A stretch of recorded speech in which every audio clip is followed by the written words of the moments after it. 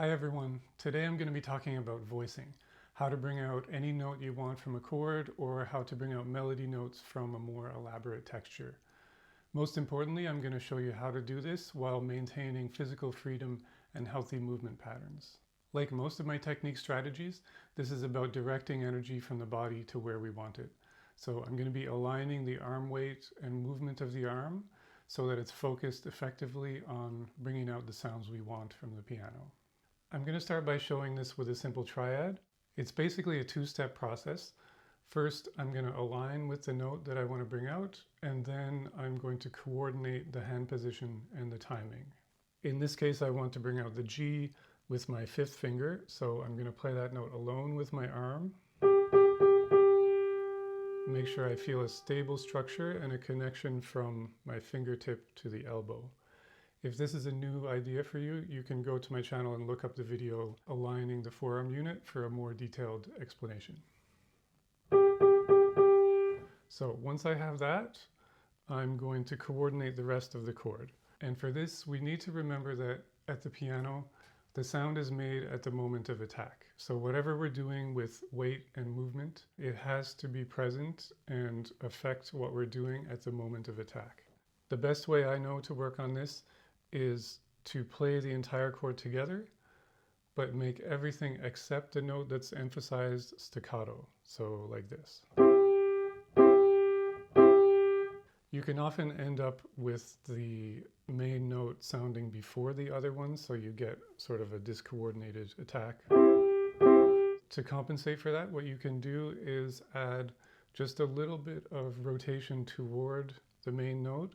So as I'm approaching the chord, I'm going to rotate slightly from the thumb toward my pinky.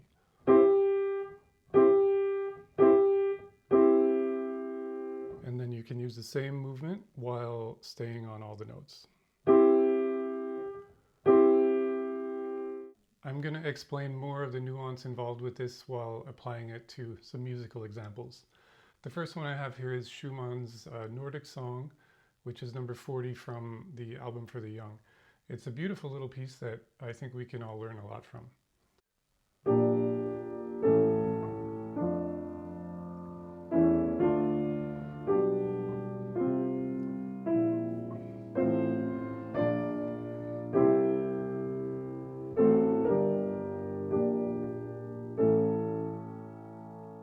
I'm going to go through that same two-step process. First, I will align my right arm with the melody notes that I want to bring out. And you want to make sure you're using the same fingers that you're going to when you play the chord.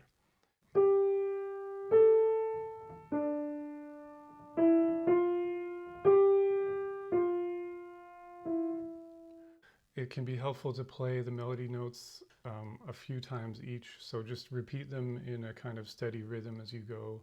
Could be like...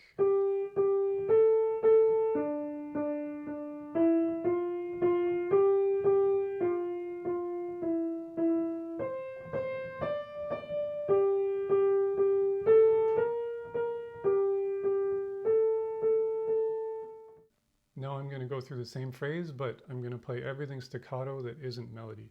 For this, I'll leave out the pedal so that I can just get the clarity of attack.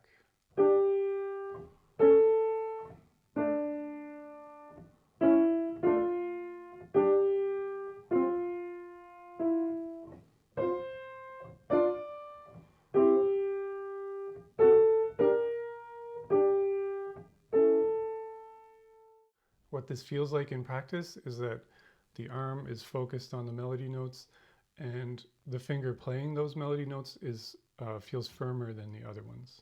And of course you want to integrate that into a musical shape. So when you're playing the melody alone with your arm, you can also try to shape it. Then when you put it back together, you're going to have a beautiful phrase with well-balanced texture all the way through.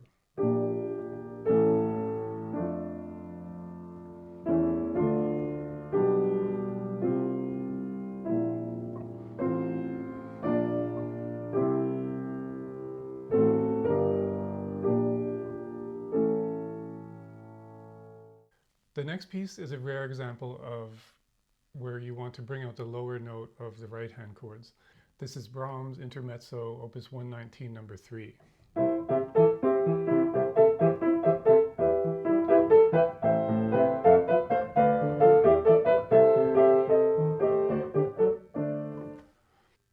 this case, I'm going to be focusing my arm energy mostly on fingers 1 and 2.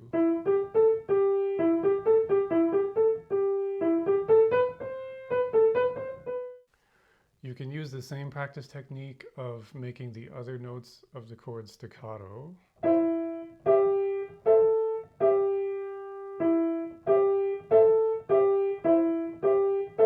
There is an original fingering here that comes from Brahms at the opening that goes 1, 2, 1. That works okay for me, but I'm not convinced it's the best. And definitely if you have smaller hands, I would recommend more so going 1, 1, 2.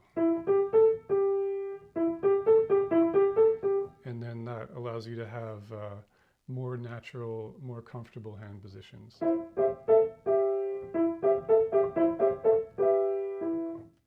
Now I'm looking at Mendelssohn's Song Without Words, Opus 38, number 6, and it's going to require some different strategies because we're not dealing with chords anymore here.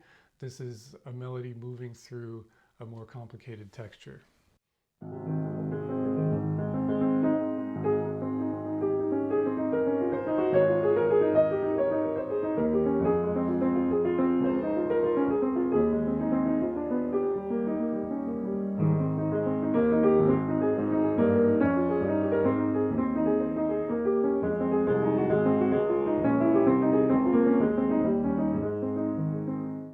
The main challenge here is to shape the melody and bring it out while playing accompaniment notes a lot of the time with the same hand. So we have to do that in a way that doesn't become tense or overly stretched out. You can practice the melody alone again with the same fingering you're going to use.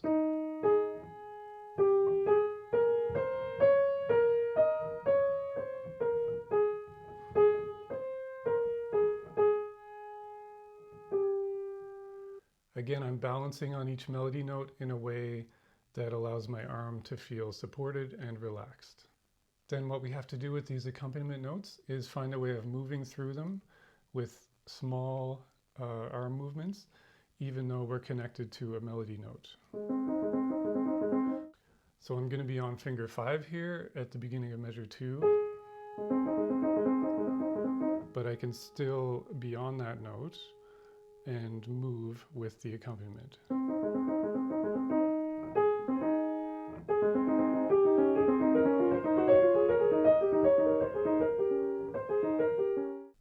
You may have to practice finding the type of balance on the melody notes where you're still a little bit mobile. You can still feel your weight centered on the note with a range of motion available to you.